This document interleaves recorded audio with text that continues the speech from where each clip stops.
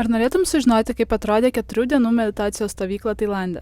Kelionės po Šiaurės Tailando metu atvykau į Papają kaimelį, kuriame ant kalno yra įsikūręs nuostabus budistų vienuolynas. Čia gyvenau pagal vienuolių dienotvarkę. Apsistojau viename iš jų namukų, kuris buvo labai paprastas, tačiau turėjo nuostabų vaizdą. Pati teritorija yra milžiniška ir čia yra begalė nuostabių vietų, kuriuose gali leisti laiką gamtoje, medituoti, rašyti, skaityti ar tiesiog mėgautis dabartinę akimirką.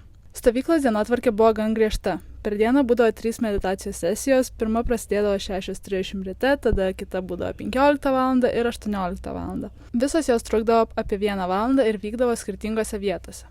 Taip pat turėdavom po kelias paskaitas, kurių metu mokydavomės apie įvairias meditacijos technikas, budizmą ir diskutuodavom įvairiom temom.